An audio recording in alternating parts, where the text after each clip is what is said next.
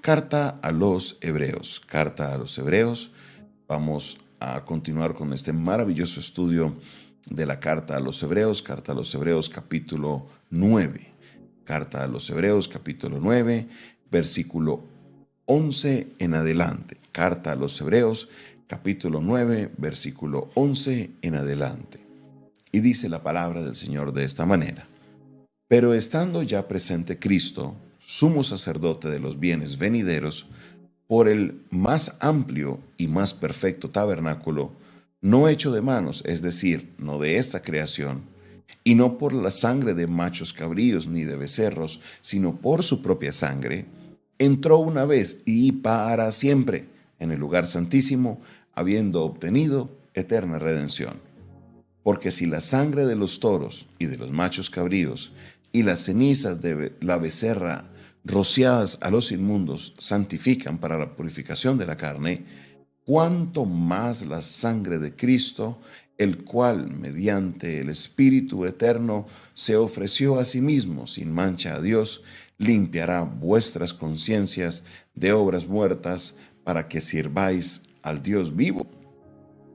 Vamos a estar analizando este texto porque aquí encontramos una verdad espiritual maravillosa. Encontramos una verdad espiritual que usted la debe entender, que usted la debe comprender, porque es una verdad espiritual clave para nuestra vida. Nos está diciendo el autor de la carta a los Hebreos de que todo lo que sucede en el tabernáculo, todo lo que el sistema antiguo representaba, todos aquellos elementos eran como una ilustración para todas las cosas que iban a suceder al tiempo de hoy. Era una manera en la cual Dios iría introduciendo ciertos conceptos, ciertas verdades, para que cuando el pueblo viera al Mesías entendiera la verdad. Y eso ha sucedido con nosotros, aquellos que les gusta aprender, a entender un poco de la Biblia. Nos damos cuenta que hay un paralelo muy grande en todo lo que hay en el tabernáculo con toda la obra de nuestro Señor Jesucristo. Ahora, en esta porción nos está hablando de lo que se llama los rituales de purificación. Los rituales de purificación. ¿Qué son los rituales de purificación? Cuando una persona estaba en alguna situación en lo que podía entrar en una impureza o en una situación donde requiriera una purificación, entonces se utilizaban los elementos como la sangre de animales o las cenizas o el agua. Eran varios elementos que se utilizaban para los rituales de purificación. El versículo 10 se lo voy a leer en la Nueva Traducción Viviente. Dice: pues ese sistema antiguo solo consiste en alimentos, bebidas y diversas ceremonias de purificación, es decir, ordenanzas externas que permanecieron vigentes solo hasta que se estableció un sistema mejor. Entonces, aquí el autor nos está diciendo, obviamente en esta traducción viviente, que esto era un sistema que tenía todos los componentes de alimentos, bebidas y diferentes ceremonias para ese sistema, pero es vigente hasta que entra el nuevo sistema. Es vigente hasta que entra este nuevo pacto. Entonces, cuando nos habla aquí, ya está entrando todo lo que es estas ceremonias en las que se necesitara que la persona fuera limpia o la persona fuera purificada. Esto es algo importante. ¿Por qué?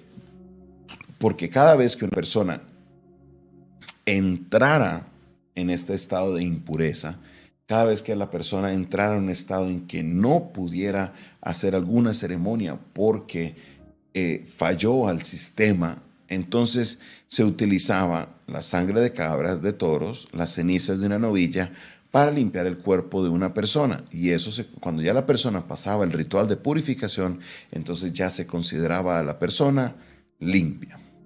Ahora, en este nuevo sistema, en este nuevo pacto, lo que se ha derramado no es la sangre de un animal, no es la sangre de una cabrita, no es la sangre de un cordero, no es la sangre de un toro, no son las cenizas de la novilla, no es el agua terrenal. No estamos hablando de ninguno de esos elementos, sino que la sangre de Cristo fue la que fue derramada.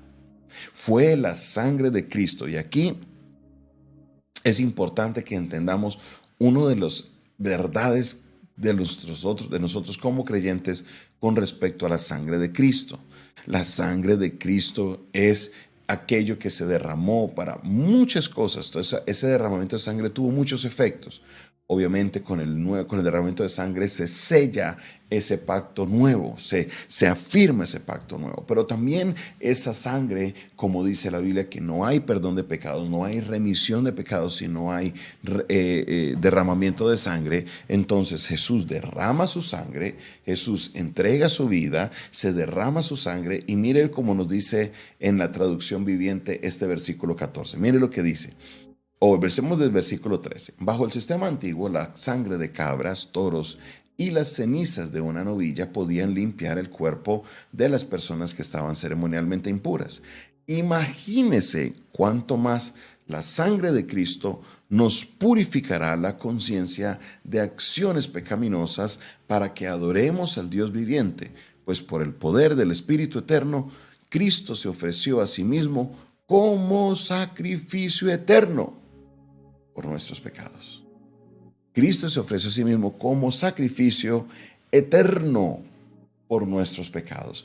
Esto es maravilloso, porque no solamente Jesús es mi sumo sacerdote, no solamente Jesús es quien va e intercede y es el que interviene, o sea, el que es nuestro intermediario, nuestro mediador. No solamente Jesús es este mediador que está entre Dios y nosotros los hombres, sino que Él a la misma vez, Él es el sacrificio y la sangre de Cristo como Cordero limpia nuestros pecados, pero como la sangre de Cristo es superior a la de un animal, entonces el Señor no hay necesidad de hacer más sacrificios, sino que de una vez por todas nuestros pecados son perdonados y nuestras mentes son purificadas para alejarnos de toda obra de maldad. Uy, aquí es donde entra un poquito la parte compleja. ¿Por qué, pastor?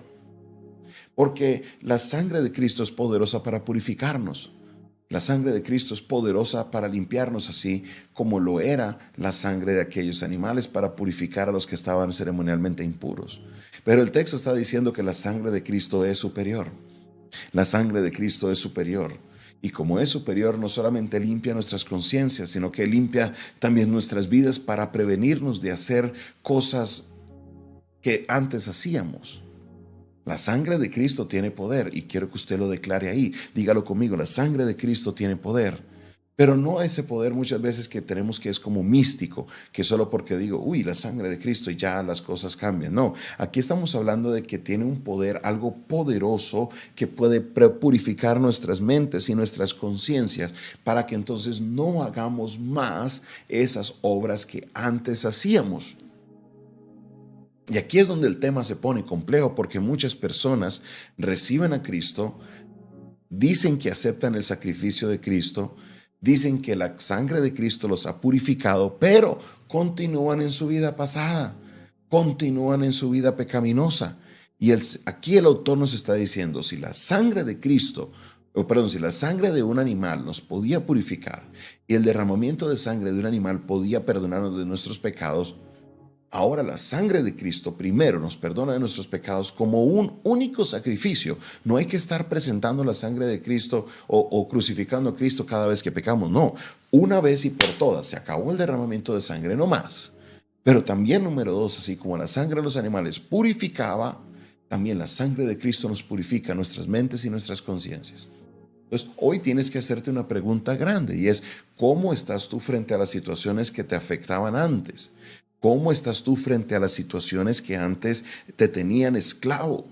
Porque la sangre de Cristo también me purifica mi mente, mi conciencia. Y si me purifica mi conciencia, entonces todo mi cuerpo también, toda mi mente, todo lo que yo hago queda también libre de aquello que antes me ataba en el pasado. La sangre de Cristo tiene un poder maravilloso. Es mucho más grande de usted invocar la sangre de Cristo cuando esté en la calle. Claro que uno lo puede hacer. Claro que la sangre de Cristo tiene poder. Pero la obra de Cristo en la cruz del Calvario por medio de su sangre ha purificado nuestras mentes, nuestros cuerpos y nuestros corazones para dejar atrás toda cosa que antes nos tenía atados. Así que usted desde hoy, si usted cree en el poder de la sangre de Cristo, su vida debe ser marcada en un antes y un después. Que aquellas cosas que antes te afectaban, hoy ya no te pueden afectar. ¿Por qué? Porque la sangre de Cristo tiene poder y me ha purificado.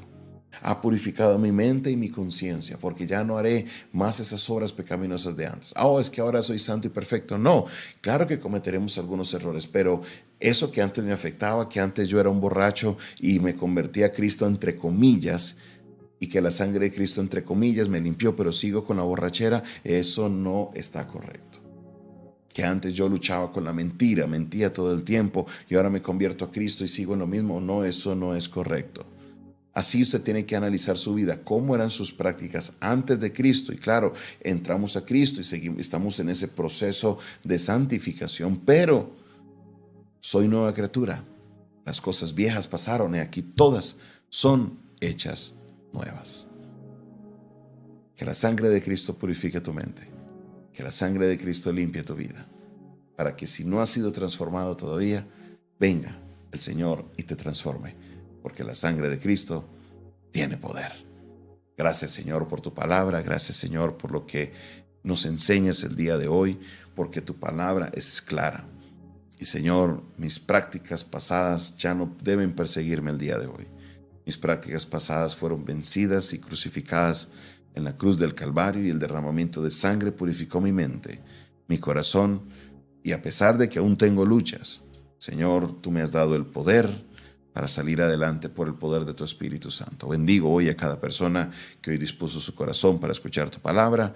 Obra en sus corazones, purifica sus vidas. En el nombre de Jesús, amén y amén. Esta fue una producción del Departamento de Comunicaciones del Centro de Fe y Esperanza, la Iglesia de los Altares, un consejo oportuno en un momento de crisis. Se despide de ustedes su pastor y amigo Jonathan Castañeda, quien les bendice en esta hora de la mañana y les invita para que primero que todo te suscribas a nuestro canal. Dale ahí suscribirse, al ladito está la campanita, te le das clic a la campanita para que puedas recibir las notificaciones de nuestras transmisiones. También, si quieres aprender un poco más de nuestro ministerio o te gustaría aportar una ofrenda para que otras personas, para que esto se pueda expandir y llegar a muchas más personas, escríbenos al 316-617-7888. De nuevo, 316-617-7888, o si me escribes fuera de Colombia, solo le añades el indicativo que es +57 y luego el 316-617-7888. Dios te bendiga, Dios te guarde.